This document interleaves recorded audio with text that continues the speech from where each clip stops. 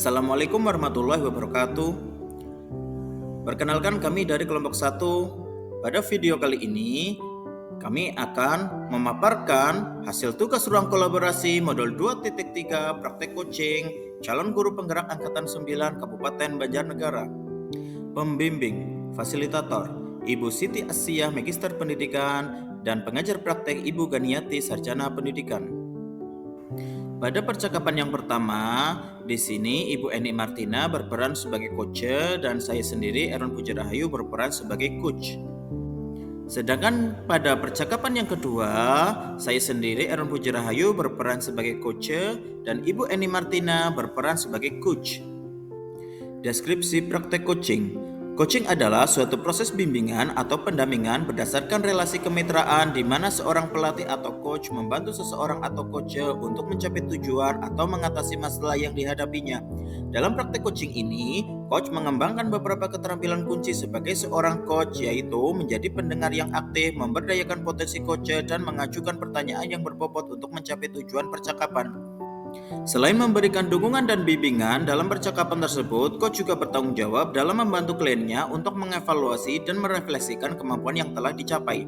Tema yang diambil dalam praktek coaching ini pada percakapan 1 adalah masalah pendidikan, yaitu keresahan yang dialami seorang guru ketika dihadapkan pada tuntutan untuk memenuhi target kelulusan 100% dan kenyataan bahwa ada satu muridnya yang tidak memiliki nilai. Percakapan 2 juga masih masalah pendidikan, yaitu keresahan yang dialami seorang guru ketika menghadapi permasalahan kedisiplinan di dalam kelas sehingga berdampak pada rendahnya hasil dan minat belajar siswa. Pendekatan yang digunakan dalam praktek coaching ini adalah alur tirta, kepanjangan dari T tujuan, I identifikasi, R rencana aksi, TA tanggung jawab. Tirta dalam coaching merujuk pada sebuah alur atau framework yang digunakan dalam proses percakapan coaching untuk membantu klien mencapai tujuan mereka. Berikut video praktek coaching kami, selamat menyaksikan. Assalamualaikum warahmatullahi wabarakatuh. Waalaikumsalam warahmatullahi wabarakatuh. Bismillahirrahmanirrahim. Pada kesempatan kali ini kami berdua CGP Angkatan 9, saya sendiri Eni Martina dan rekan saya Pak Irwan Puji Rahayu akan melakukan praktik percakapan coaching supervisi akademik dengan model Tirta yang memiliki struktur tujuan, identifikasi masalah, rencana, aksi, dan tanggung jawab, di mana nanti akan ada dua tema yang akan kami praktikkan. Pada peran yang pertama, saya Eni Martina akan menjadi coach dan Pak Irwan menjadi coach. Kemudian pada sesi tema yang kedua, saya akan bertukar peran dengan Pak Irwan. Pak Irwan akan menjadi coach dan saya sebagai coach-nya. Seperti itu, Pak Irwan, kita mulai. Oke. Pada sesi pertama, Pak Irwan sebagai coach, saya sebagai coach-nya. Assalamualaikum, Pak Irwan. Waalaikumsalam warahmatullahi wabarakatuh. Ya, gimana Bu Eni? Mohon maaf Pak, mengganggu waktunya. Saya sedang ada masalah sedikit Pak. Kalau Pak Irwan sendiri, kabarnya bagaimana Pak? Kabar saya alhamdulillah sehat. Namun seperti dari ekspresi wajahnya Bu Eni sepertinya tampak kurang semangat. Apa benar demikian Bu Eni?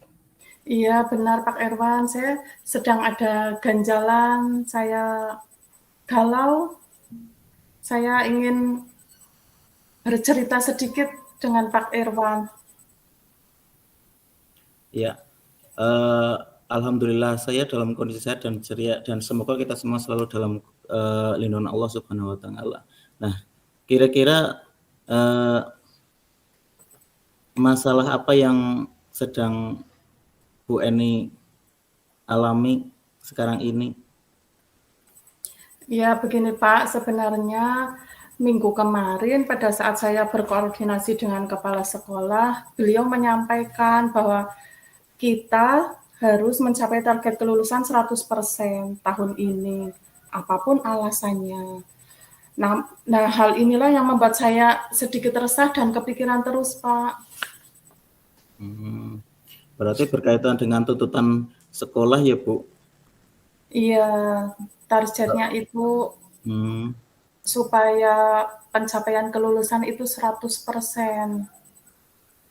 Nah, Bu Eni, bisakah menceritakan detail permasalahannya seperti apa, Bu? Iya, Pak. Jadi seperti ini, Pak. Saya mempunyai satu murid di kelas 6. Siswa itu jarang masuk sekolah. Akhirnya siswa tersebut sama sekali tidak memiliki nilai. Anak tersebut tidak memiliki nilai ulangan, nilai tugas-tugas, karena memang anak tersebut tidak pernah mengikutinya, Pak.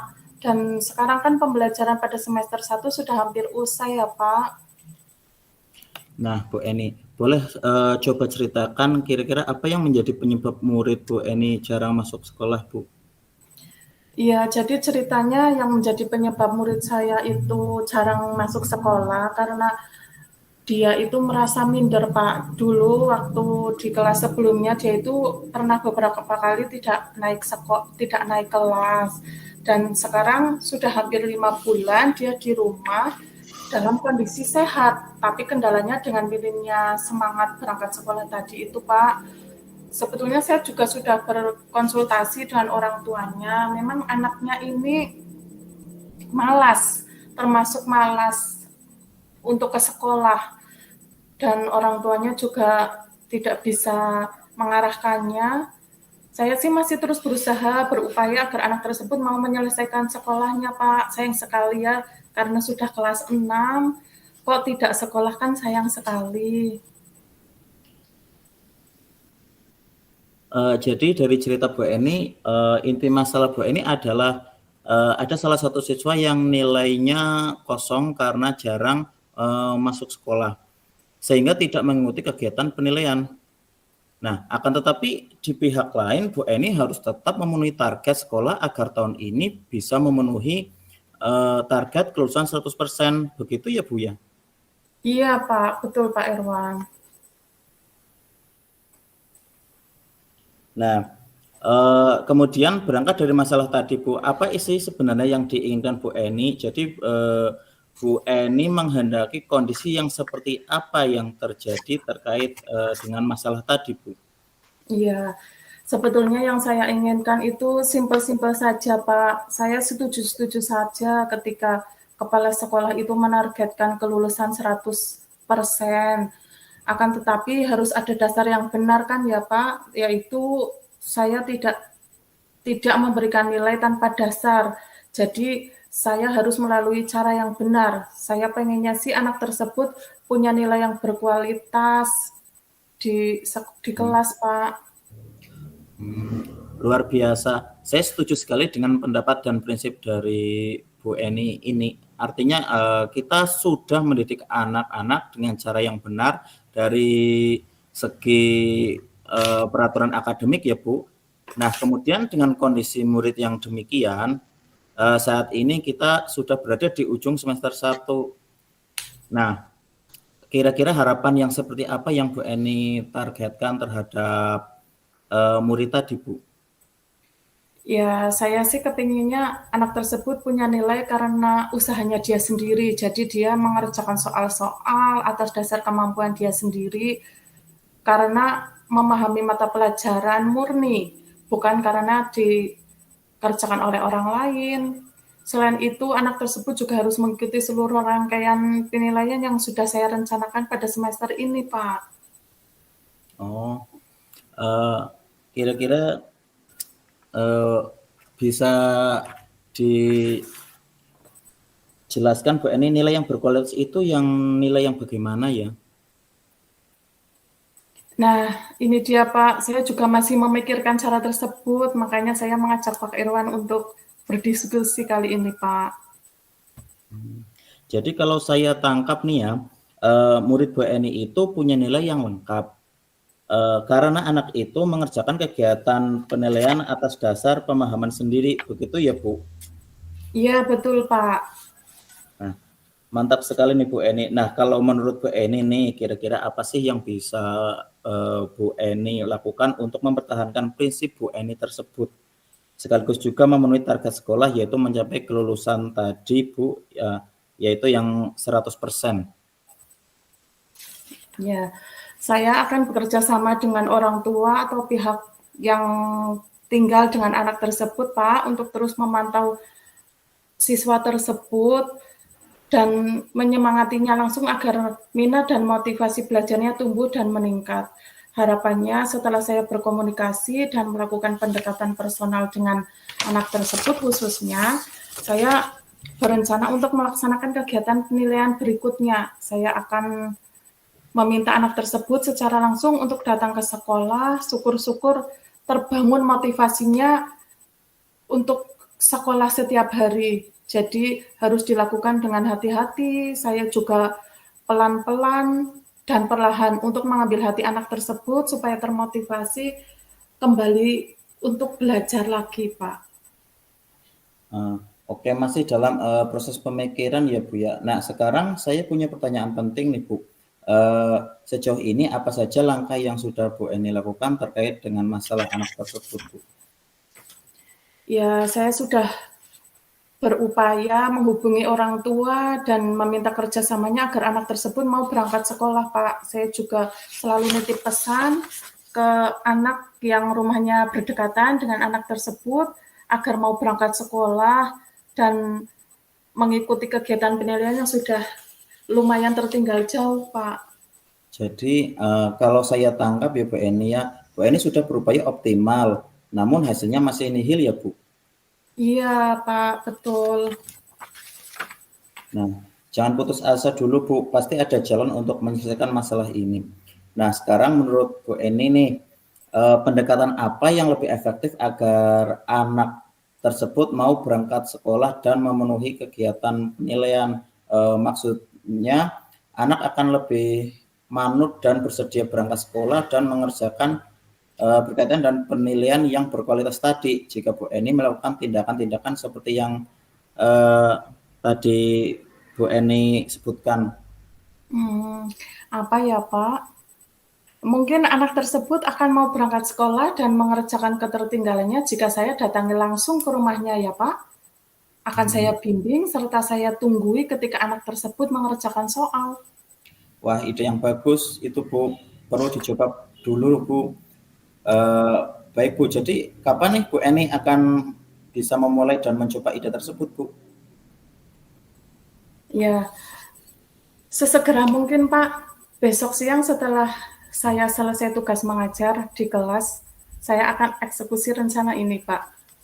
Ya, mantap ini Bu Eni semangatnya. Nah, sekarang mari kita melangkah ke planning ya Bu ya. Kalau mempertimbangkan siswa tersebut lumayan tertinggal jauh dalam penilaian dan mengingat ada sejumlah tagihan yang harus dipenuhi, kira-kira bagaimana jadwal perencanaannya Bu?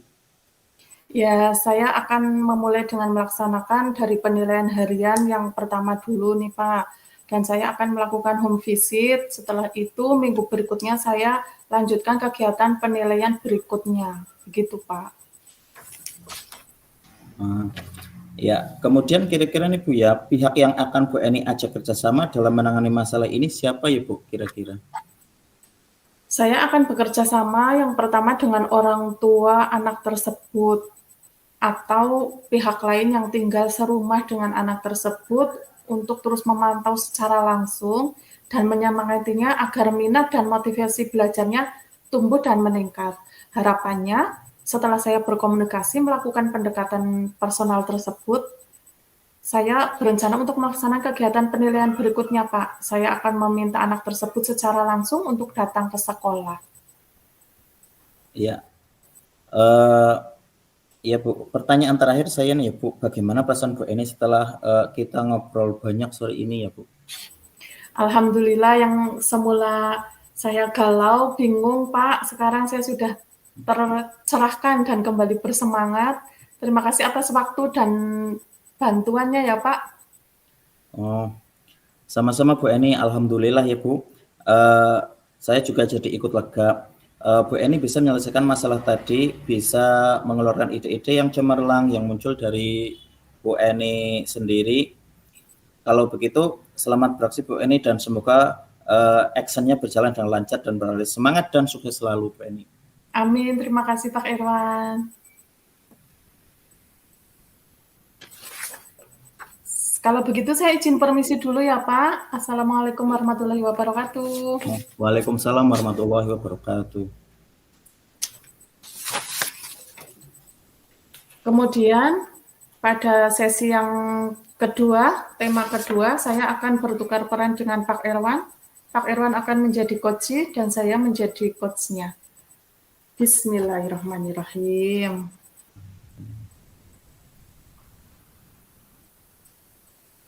Bisa dimulai Pak Irwan? Oh iya. Assalamualaikum warahmatullahi wabarakatuh, Bu Eni. Waalaikumsalam warahmatullahi wabarakatuh. Bagaimana kabarnya sore ini, Bu Eni? Alhamdulillah, saya dalam kondisi sehat, ceria, dan tidak kurang suatu apapun. Pak Irwan sendiri bagaimana kabarnya?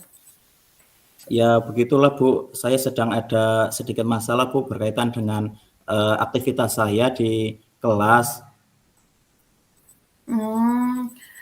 Kok Pak Irwan kelihatannya murung, masalah apa itu Pak? Boleh diceritakan? Nah, gini Bu, kebetulan di kelas saya sering terjadi pelanggaran kedisiplinan siswa pada saat pembelajaran saya sedang berlangsung.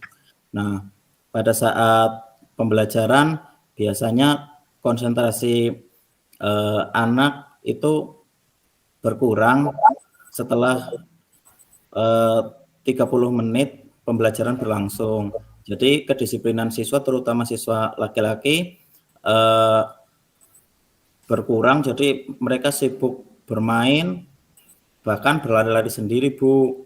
Nah, saya sangat sulit menanganinya. Nah, di sini saya ingin mencari solusi dengan mengobrol bersama Ibu. Nah, untuk mendapatkan solusinya, kira-kira gimana ya, Bu? Mungkin Ibu ada ide? Iya, yang saya tangkap bahwa Pak Irwan di kelas ada beberapa siswa, khususnya siswa laki-laki dalam hal kedisiplinan, mereka sedikit kurang berkonsentrasi ya Pak, sehingga anak tersebut akibatnya kurang memahami materi nggih Pak. Iya, Nah, Bu. Nah, di situ terutama untuk siswa laki-laki, Bu. Nah, siswa laki-laki itu kebanyakan mengganggu teman-teman yang lainnya yang sedang mengikuti pembelajaran. Nah, padahal saya sudah memperingatkan mereka. Nah, tapi mereka malah sibuk dengan aktivitasnya sendiri. iya. Kalau menurut Pak Irwan nih, kira-kira kenapa siswa Pak Irwan itu kurang disiplin di kelas, Pak? Nah, Bu. Nah, mungkin kalau dari pemikiran saya, kemungkinan karena metode dan media pembelajaran saya, waktu pembelajaran yang digunakan itu kurang menarik, Bu. Jadi kurang memotivasi siswa dalam aktivitas pembelajaran di kelas, Bu. Iya. Jadi Pak Irwan merasa siswa tersebut kurang berkonsentrasi karena kurangnya metode pembelajaran, kurang menarik, dan kurang bervariasi, nggih Pak. Iya, Bu. Mudah-mudahan ya nanti dari obrolan kita hari ini bisa mencerahkan ya Pak. Jadi Pak Irwan di sini ingin menyelesaikan masalah tentang kedisiplinan siswa dalam hal pembelajaran di kelas supaya nanti dalam pembelajaran selanjutnya dapat berjalan dengan lancar. Nah, menurut Pak Irwan nih, bagaimana cara menyelesaikan permasalahan tersebut, Pak? Menurut saya, untuk menyelesaikan permasalahan tersebut, mungkin dengan cara saya menerapkan pembelajaran dengan menggunakan lebih banyak berbagai metode pembelajaran maupun media pembelajaran yang menarik bagi siswa, supaya di sini siswa lebih termotivasi serta fokus dalam belajar, sehingga tujuan dari pembelajaran yang saya laksanakan di sini dapat terwujud. Ya, bagus sekali Pak. Pak Irwan akan menerapkan berbagai metode dalam pembelajaran. Oke. Kira-kira Pak, dari skala 1 sampai 10, berapa skala Pak Irwan sekarang ini Pak? Kalau menurut saya dari skala 1 sampai 10 sekarang ini saya masih berada di tahap skala 5, Bu. Pak Irwan berada di skala 5. Iya, Bu. Bagaimana cara Pak Irwan berusaha untuk meningkatkan skala tersebut, Pak? Nah, eh, Pak Irwan, artinya Pak Irwan akan meningkatkan skala dari 5 ke berapa? oh ya, kalau dari skala 1 sampai 10 tadi yang saya inginkan adalah meningkatkan ke skala 8, Bu. Kalau bisa, Bu. Oh, iya, iya, iya.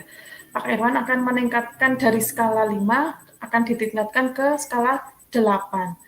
Menurut Pak Irwan nih, usaha apa, upaya apa yang dapat Pak Irwan lakukan untuk meningkatkan ke skala 8 tadi itu, Pak?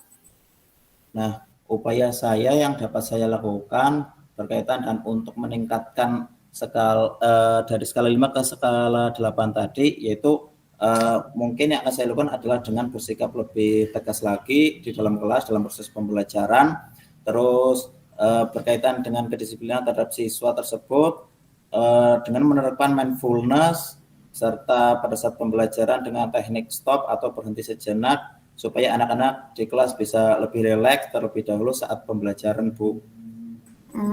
Ya bagus sekali, Pak. Nah, Pak Irwan itu akan mulai mencoba menaikkan skala tersebut mulai kapan, Pak? Nah, kalau bisa, saya rencananya mau melaksanakan untuk meningkatkan skala tersebut mulai sekitar awal bulan November, Bu. Baik, baik, baik.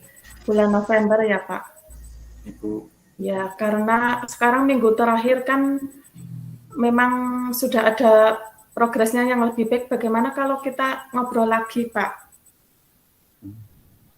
Oh iya, Bu. Boleh, Bu. Ya, luar biasa rencana dari Pak Irwan.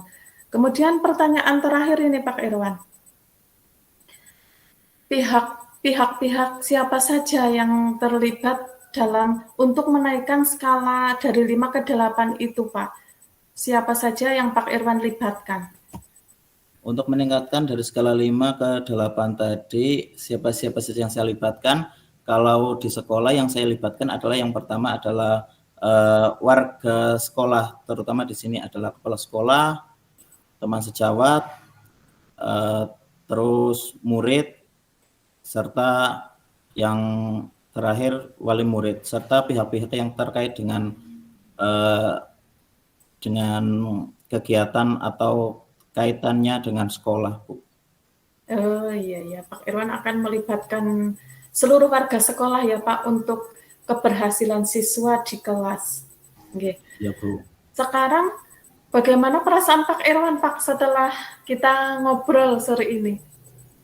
Perasaan saya setelah saya mengobrol dengan Bu Eni pada sore hari ini, perasaan saya lega dan merasa mendapatkan solusi dari percakapan tadi bersama Bu Eni, sehingga saya dapat memecahkan masalah yang tengah saya hadapi, sehingga kedepannya bisa menjadi lebih baik. Dan dari hasil percakapan tadi akan saya mulai terapkan, saya rencanakan mulai tadi awal bulan November. Semoga dari penerapan yang akan saya laksanakan dapat berjalan dengan baik dan lancar, sehingga mampu menyelesaikan masalah saya berkaitan dengan siswa, berkaitan dengan kedisiplinan siswa di dalam kegiatan pembelajaran di kelas, Bu. Amin, amin. Alhamdulillah, saya juga ikut lega, Pak. Pak Irwan bisa menyelesaikan masalah tadi, bisa mengeluarkan ide-ide cemerlang yang muncul dari Pak Irwan sendiri. Kalau begitu, selamat beraksi ya Pak Irwan. Semoga actionnya berjalan dengan lancar dan berhasil. Semangat dan sukses selalu Pak Irwan. Ya, terima kasih Bu Eni atas semangat dan dukungannya. Semoga di lain waktu kita dapat mengobrol kembali, sharing berkaitan dengan permasalahan-permasalahan yang kita hadapi, berkaitan dengan progres yang akan saya dapat berkaitan dengan pelaksanaan dari hasil obrolan kita hari ini, Bu. Baik, Pak Irwan. Jangan lupa setelah eksamen nanti saya dikabari hasilnya ya, Pak. Oh iya, Bu, tentu. Nanti Ibu Eni pasti akan saya kabari hasilnya. Selamat ketemu lagi, Bu, di akhir bulan November. Insya Allah.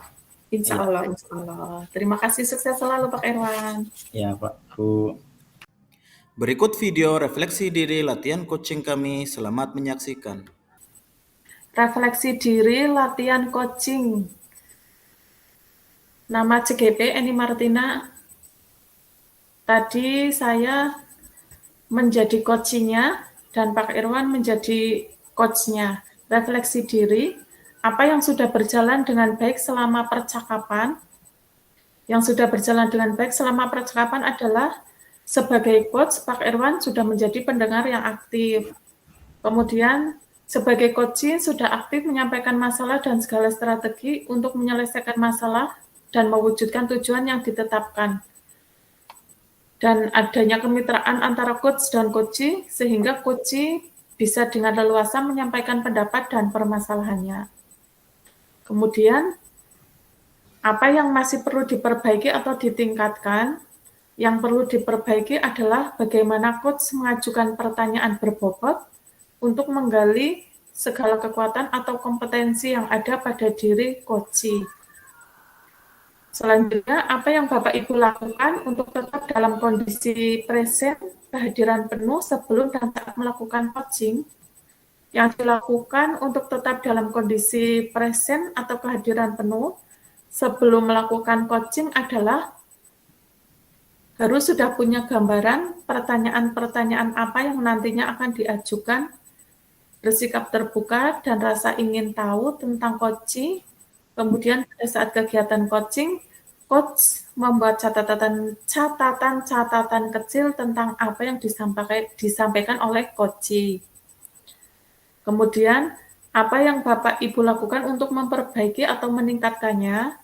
Yang sudah dilakukan untuk memperbaiki atau meningkatkannya adalah saya akan terus berlatih untuk melakukan praktik coaching ini dan merefleksikan apa yang masih kurang, bisa memahami satu sama lain dan menjadi pendengar yang baik. Kemudian tuliskan umpan balik dari coaching Anda. Pertanyaan untuk coaching, apa yang Anda rasakan pada saat di coaching? Perasaan saya saat di coaching adalah senang, karena apa yang saya khawatirkan pada saat diobservasi tadi bisa saya atasi melalui kegiatan coaching pra-observasi, sehingga saya lebih yakin pada saat diobservasi. Selain itu, kompetensi yang ingin saya kembangkan juga bisa meningkat. Saya juga bisa sharing dengan coach, dengan Pak Irwan atas masalah yang saya hadapi dan dapat merencanakan suatu kondisi yang lebih baik lagi ke depannya. Terima kasih Pak Irwan. Itu tadi refleksi latihan coaching dari saya. Iya, Bu. Sudah tertarik Pak? Oke, sudah nggak kelihatan? Tadi Ya. kelihatan Pak Irwan. Gimana? Tadi kelihatan. Kelihatan, Bu. Oke. Berarti saya nunggu refleksinya Pak Irwan. Iya, Bu. Oke.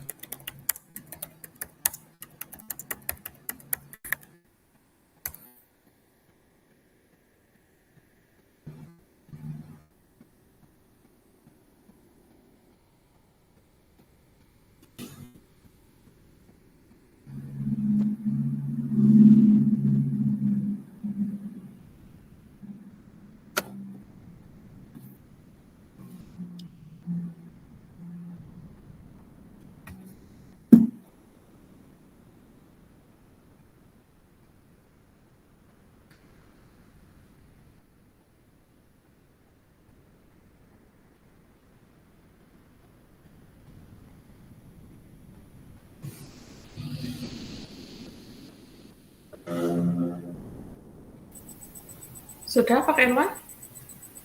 Ya.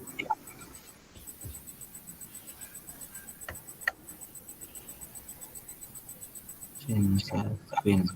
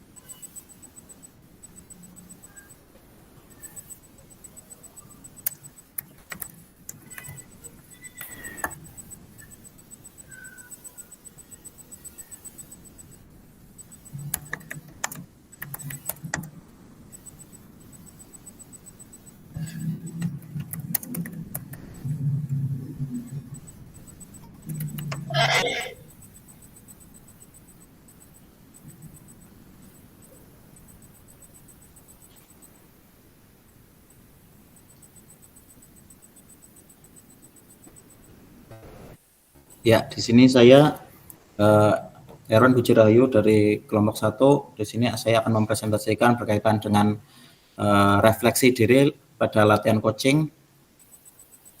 Apa yang sudah berjalan dengan baik selama percakapan.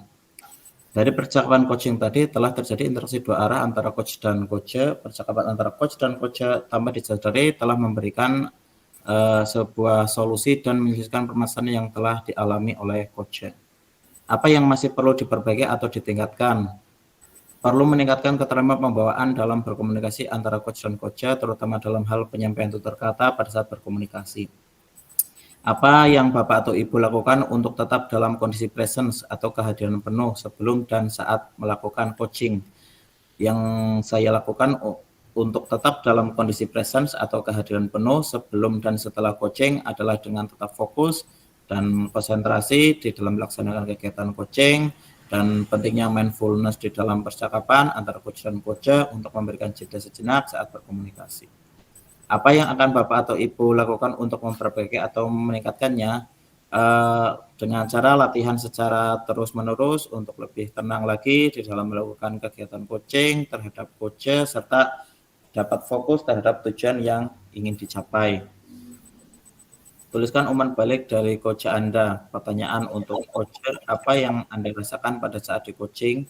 Yang dirasakan pada saat di coaching yaitu yang saya rasakan merasa lega, senang, dan mendapatkan sebuah gambaran tentang solusi yang akan dilakukan untuk menyelesaikan permasalahan yang terjadi. Demikianlah presentasi refleksi diri latihan coaching.